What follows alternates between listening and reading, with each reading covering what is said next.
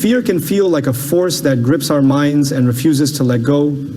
We worry about all the things that could go wrong, and the more we think about them, the stronger our anxiety becomes. We might even feel stuck, as if there is no escape. But Robert Greene reminds us that fear can also be our ally. It can become a driving force that pushes us to learn, adapt, and move ahead when the road is unclear. If we shift our perspective, the unknown can spark curiosity instead of panic. It can turn into a place where we uncover new insights, build resilience, and surprise ourselves with our own abilities. Imagine you are standing at the edge of a dark forest. You cannot see very far inside, so you worry about every possible danger. You might even tell yourself to avoid the forest altogether. But once you take that first step, you notice small paths, faint light through the trees, and signs that others have walked there before. By taking more steps, you grow more confident. Soon the forest is no longer the scary place it was in your mind. This is how fear often works in life. We build it up in our minds until it overshadows everything else. Yet, when we take action, we see that things are often less scary than we expected. We realize that we have the strength to handle whatever happens next. Robert Greene's method starts with becoming aware of how your mind reacts to uncertainty. When you do not know how a situation will end, your imagination may conjure worst-case scenarios. We create these nightmares because our brains want to protect us from harm. The problem is that these thoughts can paralyze us. We stay on the safe side, missing out on potential growth. Greene suggests that we see this process clearly. Instead of treating fear as an enemy, we face it, study it, and figure out exactly what triggers it. By doing this, fear becomes something we manage rather than avoid. Next comes the act of breaking down your fears. We often feel overwhelmed because we see fear as one giant wall. If we look closer, we usually find smaller worries that make up the bigger feeling. Perhaps we are afraid of failure, public judgment, or losing time. By naming each part of our fear, it becomes less intimidating. We can then work on each part of the problem. This method helps us move forward step by step. It also shows us that problems are more solvable than they appear. Robert Greene also reminds us to build a sense of self-reliance. This does not mean shutting out help from others. It means trusting that we can solve problems through our own efforts. When we stop underestimating ourselves, fear has a smaller hold on us. We begin to trust our instincts and adapt to unexpected changes. In the face of a new challenge, we do not freeze. We test our ideas, gather feedback, and adjust. Each obstacle becomes a chance to learn. As we collect these small victories, our confidence in facing the unknown grows. Another key step is to observe and learn from the patterns around us. Robert Greene studies history, psychology, and real-life stories to see how others dealt with fear.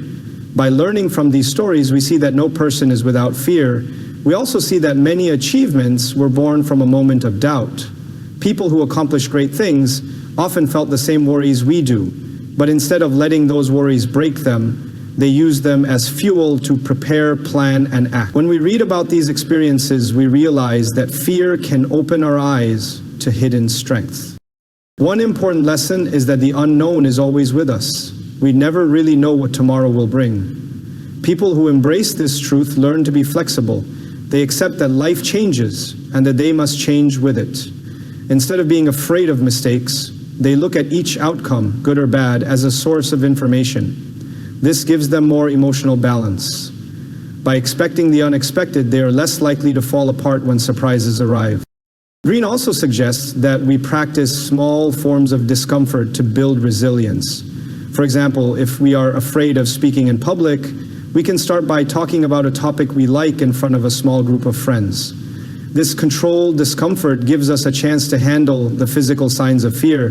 Maybe our palms sweat or our voice trembles, while learning that we can still perform well enough.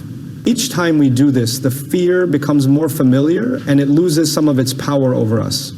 Repetition is key. We desensitize ourselves to fear by facing it in safe, steady steps. Another essential point is to focus on the present moment. Often, fear is fueled by thoughts of what could happen in the future or regrets about the past. Robert Greene warns that when our minds wander too far from the here and now, our anxiety grows and our power to act weakens. If we instead stay rooted in the present, we can direct our energy toward what we can control. We cannot change past mistakes or guarantee tomorrow's results, but we can concentrate on the work and decisions we face right now. Over time, this approach makes us more effective and less swayed by scary thoughts. Greene's view of turning fear into fuel also involves seeing each challenge as a puzzle. This puzzle has a solution, even if it takes time to find. When we look at fear in this way, it becomes part of a mystery we are trying to solve, rather than an obstacle that stops us cold. We learn to see fear as a clue that leads us to examine our environment, reflect on our strategy, and figure out the next step. Fear turns into a built-in alert system that makes us pay closer attention and notice small details we might have missed if we felt perfectly calm. It is also important to keep in mind that courage is not the absence of fear. Being brave is feeling the fear and deciding to act anyway. Robert Greene often points out that people who show no fear may have simply switched off their awareness, which can lead to reckless decisions. Real courage involves feeling that rush of adrenaline, that twist in your stomach, yet moving forward with your eyes open. It is a practiced skill, not a magical gift. Each time we choose action over hesitation, we strengthen this skill. Over time, taking bold steps becomes more natural. Greene also highlights the importance of seeing beyond your own perspective. When you are consumed by fear, you can forget that other people have their own fears. This understanding can help you connect with others. Instead of shutting down or lashing out, you can empathize and see common ground. When we realize that everyone is uncertain in one way or another, we stop viewing fear as a sign of weakness. We see it as part of being human, something that unites us.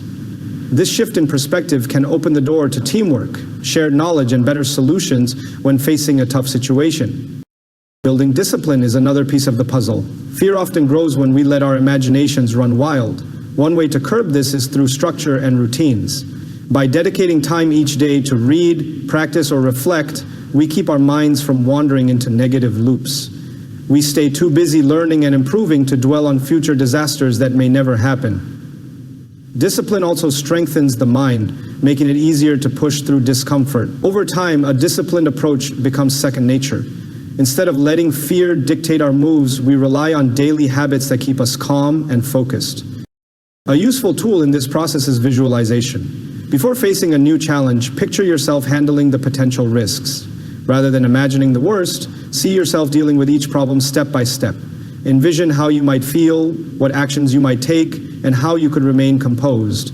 This mental rehearsal primes your brain for success. When the real moment comes, you have already walked through a possible path, so it feels less shocking. Of course, life may throw surprises at you, but this type of preparation helps you remain steady during those surprises. Perhaps most important is that we keep a long-term view. Robert Greene often looks at historical figures who had to play a very long game to accomplish something meaningful. These people saw failures and disappointments as part of the journey. If we keep our minds on the bigger picture, small setbacks do not destroy our resolve. We recognize that each challenge teaches us lessons we can apply later. In this sense, fear becomes part of our roadmap to mastery. It is a sign that we are pushing ourselves beyond the easy and familiar. As you listen to all of this, reflect on your own life. Think of a fear that is haunting you now. Maybe it is a fear of changing your career, or maybe it is the dread of trying something new in your personal life. Ask yourself, have you broken that fear down into smaller pieces? Have you studied its roots? Do you see it as an opportunity to learn, or do you let it keep you from taking any steps? Ask yourself if there is a simple, low-risk way to test the water. Observe how you feel when you imagine taking action. That spark of fear can be turned into energy. It can be channeled into the focus you need to carry out your plan. In the end, fear is a natural part of life. We should not try to bury it or pretend it does not exist. By facing it directly, understanding its triggers, and using it as a sign that we are venturing into fresh territory, we turn it into a powerful resource. Robert Greene's perspective shows that every fear we conquer adds a layer of strength to our character. It also frees us from being at the mercy of our own worries. Instead of feeling trapped by the unknown, we realize that the unknown is where new possibilities live.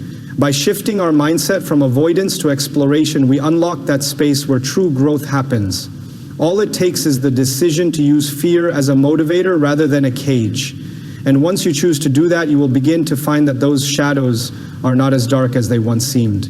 And your own courage is far greater than you ever imagined.